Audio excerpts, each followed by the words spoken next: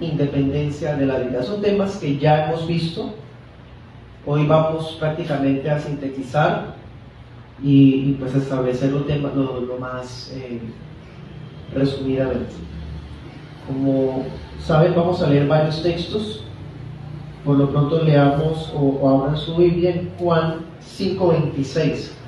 Estaré usando la Reina Valera 60 y la Reina Valera contemporánea.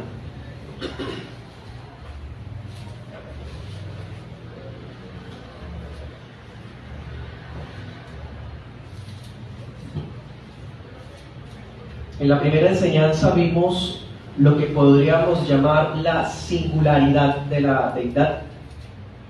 Y eso significa que vimos aquellas generalidades que hacen que el Dios del cristianismo sea uno diferente al de las demás religiones del mundo, como es el Islam y el hinduismo, y entre otras. Establecimos los atributos que las confesiones de fe históricas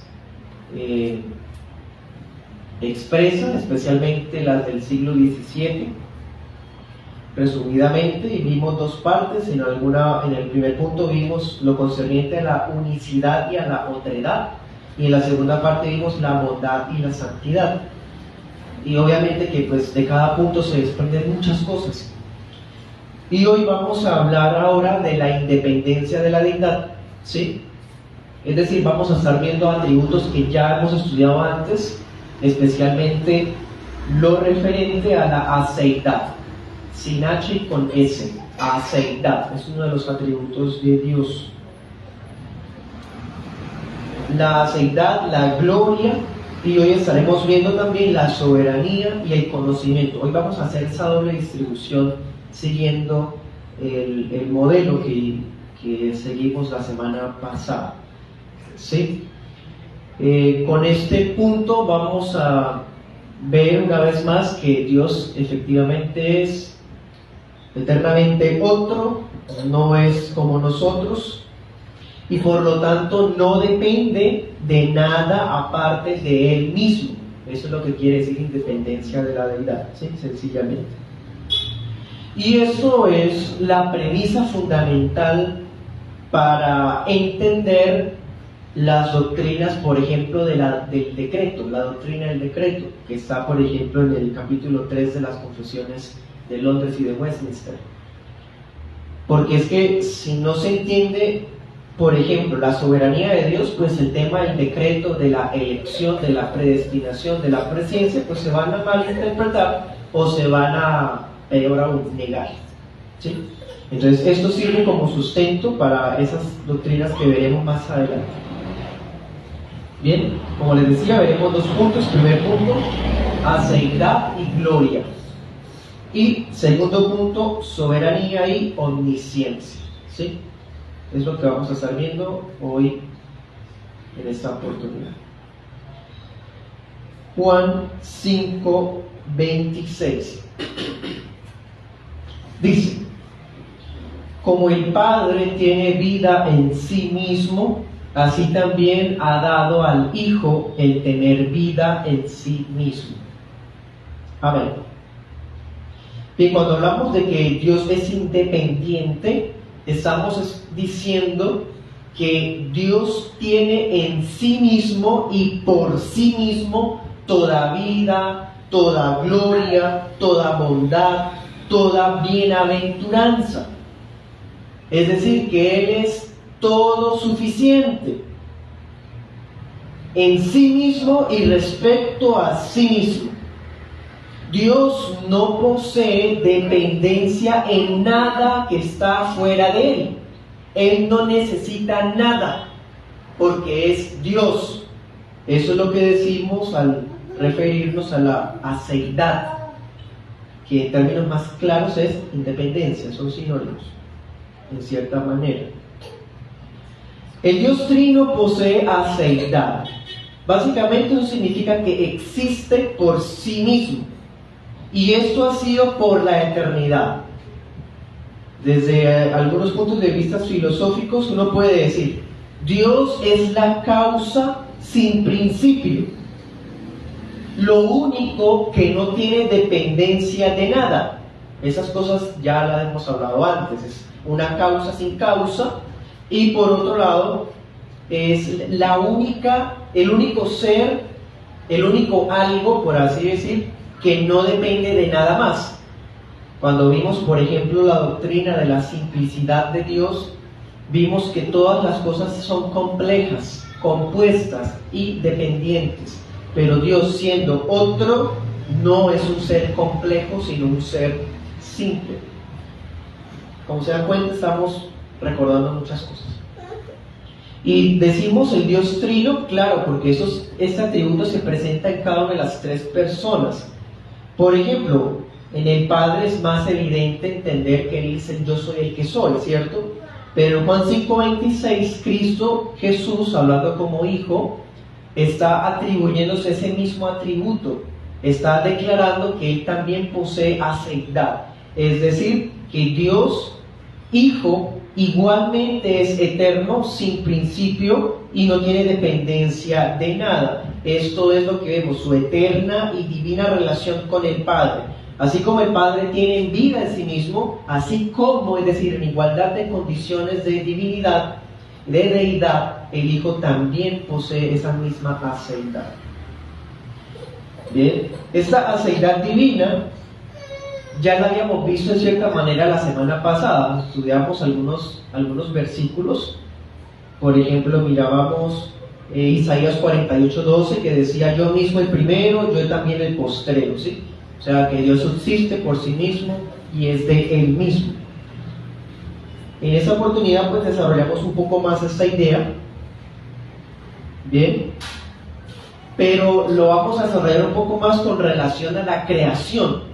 Porque si Dios existe por sí mismo y no depende de nada, con eso estamos declarando o confirmando que Él es de verdad otro, no es una creación, no es parte del universo, ¿sí? Ni tampoco es contenido por el universo. Él es independiente de sus criaturas. Leamos Job 22:2. Job 22:2.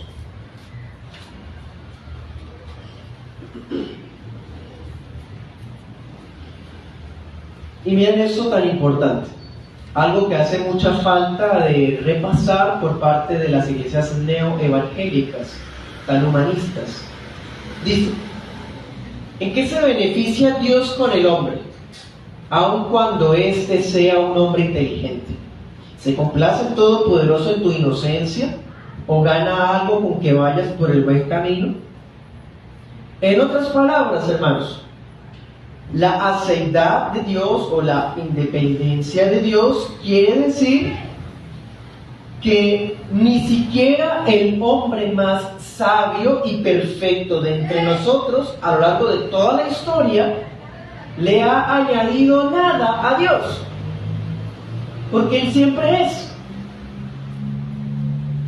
Ni el más santo de entre todos los hombres le produce a Dios un provecho, o lo hace más Dios o más glorioso, porque Dios siempre ha sido glorioso y siempre ha sido Dios. Si todo el mundo decidiera alejarse de Cristo y apostatar y levantar su puño rebelde contra Dios, básicamente, si Dios no hubiera escogido a nadie, serían esas las circunstancias, pues Dios seguiría siendo Dios. Y Dios seguiría siendo glorioso, porque no depende de nadie. Algo que le hace falta mucho recordar a los cristianos de hoy, a quienes les fascina que las predicaciones y canciones traten de ellos mismos, de su propio sentir, cuando realmente deberíamos enfocarnos solamente en el Señor.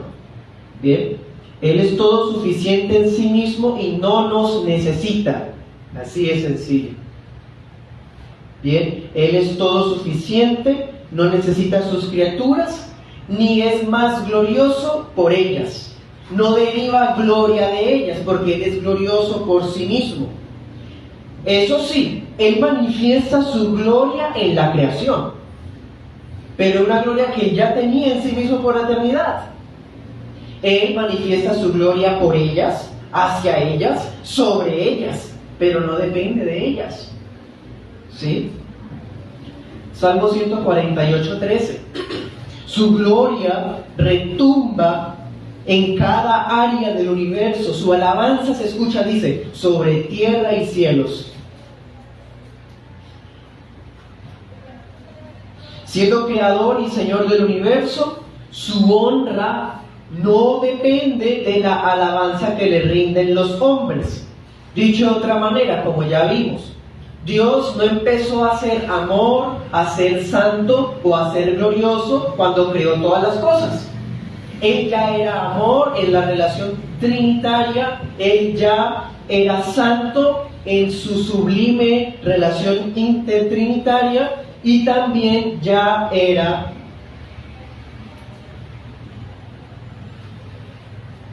glorioso en la eternidad. Bien. Tampoco puede ser contenido por la creación. Leamos Hechos 17:24. Hechos 17:24. Dice: el Dios que hizo el mundo y todo lo que hay en él es el Señor del cielo y de la tierra. No vive en templos hechos por manos humanas, ni necesita que nadie le sirva, porque a Él no le hace falta nada, pues Él es quien da vida y aliento a todos y a todo. Aquí vemos el tema de la aceidad evidentes huecamente, ¿cierto? Entonces, no solamente es independiente o autosuficiente, sino que tampoco es contenido por ningún templo de las que puedan hacer las manos de nosotros. Por el contrario, de Él dependen todas las cosas y todo ser vivo posee aliento gracias a Él, a su autoridad y a su mera generosidad. Así las cosas, Dios es la única fuente de todo ser. Apocalipsis 4:11. Dice el pasaje: por su voluntad todas las cosas existen. Primera Timoteo 6:15. Él es el bienaventurado y solo soberano, Rey de reyes y Señor de señores, al cual sea la honra y el imperio sempiterno. El solo soberano, es impresionante, ¿cierto? El apóstol Pablo lo resume de manera sencilla con una doxología muy conocida, Romanos 11:36. Sencillamente, y Dios que adoramos, miren lo que se dice de Él: porque de Él, por Él y para Él son todas las cosas. A Él sea la gloria por los siglos. Amén. Ese es el Dios de la Iglesia cristiana histórica. Un Dios que posee aceidad y gloria en sí mismo. Segundo punto: soberanía y omnisciencia.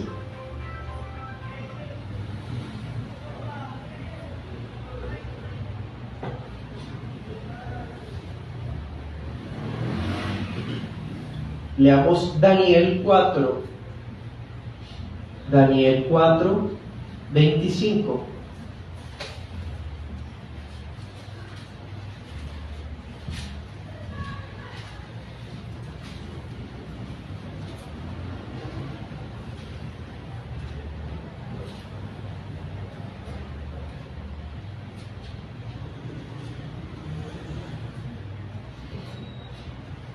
En la parte final dice: 7 tiempos transcurrirán hasta que su majestad reconozca que el Altísimo es el Señor del reino de los hombres y que Él entrega ese reino a quien Él quiere. Leamos el verso 35. Aquí ya Nabucodonosor reflexionó, se dio cuenta y dice: todos los habitantes de la tierra son considerados como nada. Nada. El Altísimo hace lo que Él quiere con el ejército del cielo y con los habitantes de la tierra, y no hay quien pueda impedírselo ni cuestionar lo que hace. Bien, entonces, el Dios Trino posee soberano dominio sobre todas sus creaciones para hacer mediante ellas, para ellas y sobre ellas todo lo que le agrade. Y no hay nadie que pueda impedirlo. Eso es la soberanía de Dios. La omnisciencia es un atributo más conocido, más sencillo de digerir. Pero cuando se le dicen las criaturas que Dios es soberano y que es incuestionable e imparable, entonces ahí sí crujen los dientes y prefieren rechazar esa soberanía, diría Arthur Pink, del siglo pasado. Pues por más polémico e irresistible que suene a los oídos de los inconversos y de los rebeldes, todo ser humano debe reconocer que el Altísimo tiene el dominio incluso sobre los reinos humanos y que Él los entrega a quien quiere. Nabucodonosor tuvo que reconocer eso a las malas.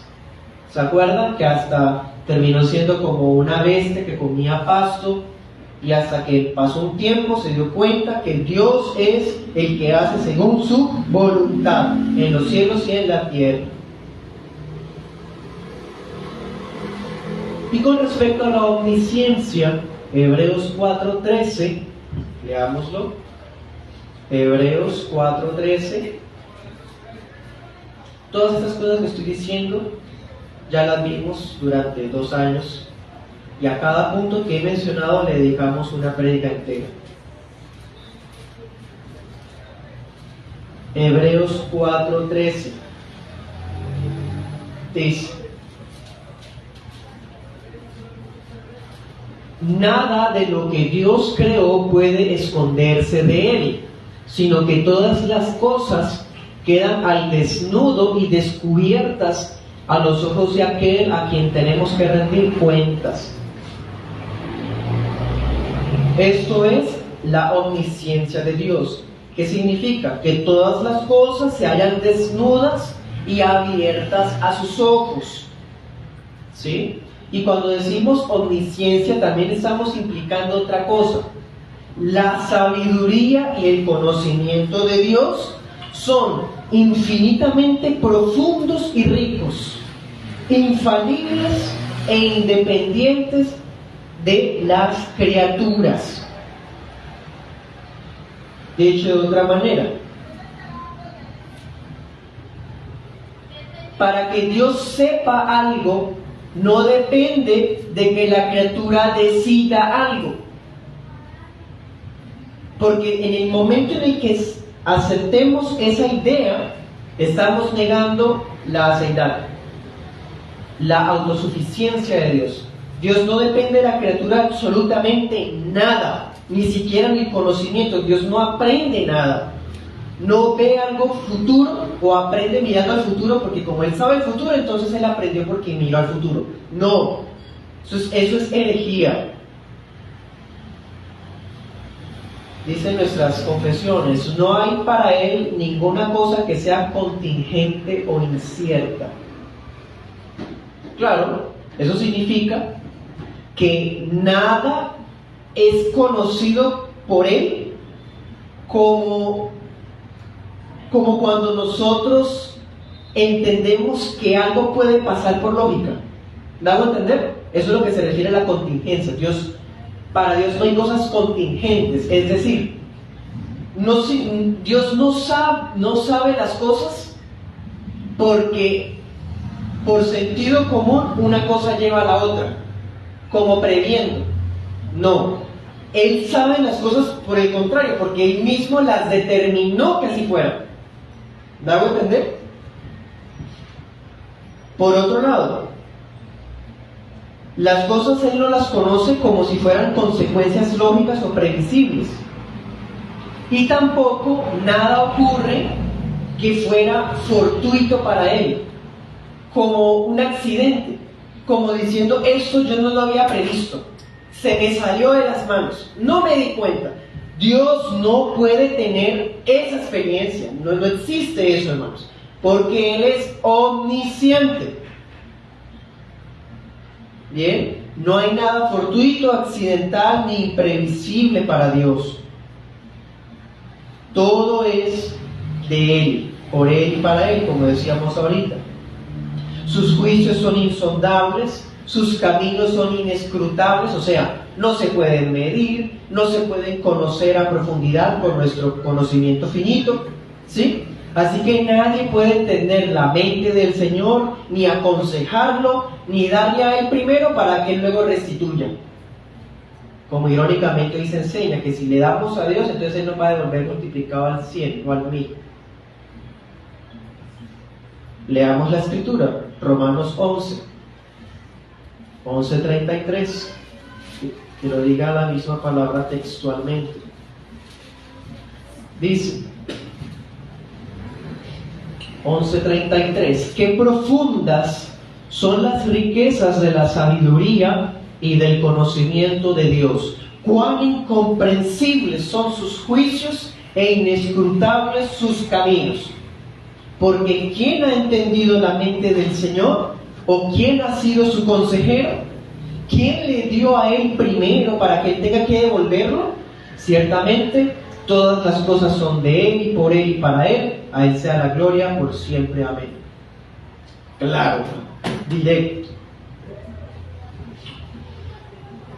Dios conoce lo porvenir y entiende nuestros pensamientos. Anota este texto, Ezequiel 11:5. Salmo 147, 4 al 5 dice: cuenta el número de las estrellas, a todas ellas llama por su nombre.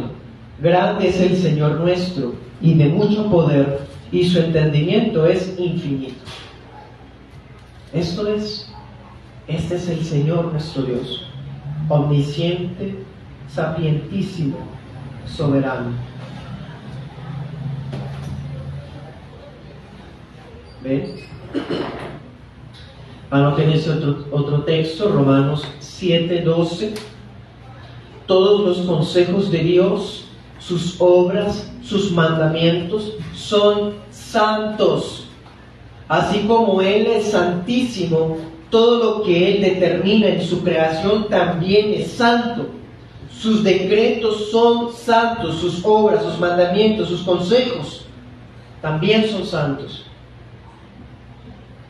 Salmo 145, 16 al 17. Él es generoso, bondadoso, justo, misericordioso para con todo ser viviente.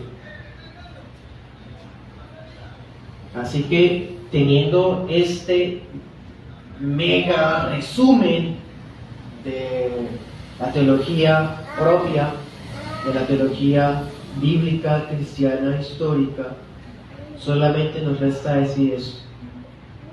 A Él entonces, por tanto, se debe toda adoración, servicio y obediencia.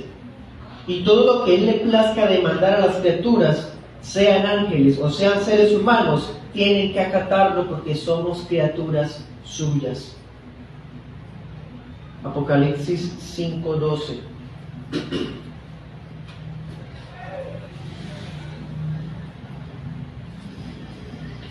Y nuevamente vemos acá al Trino Dios, pues este servicio y gloria se le da tanto al Padre como al Hijo. Dice: miríadas y miríadas a grandes voces decían: digno es el Cordero inmolado de recibir el poder y las riquezas, la sabiduría y la fortaleza, la honra y la gloria y la alabanza. Todo lo creado en el cielo y en la tierra, y debajo de la tierra y en el mar, y todo lo que hay en ellos, oí que decían: al que está sentado en el trono y al Cordero sean dadas la alabanza, la honra, la gloria y el poder por los siglos de los siglos. Los 4 seres vivientes decían: amén.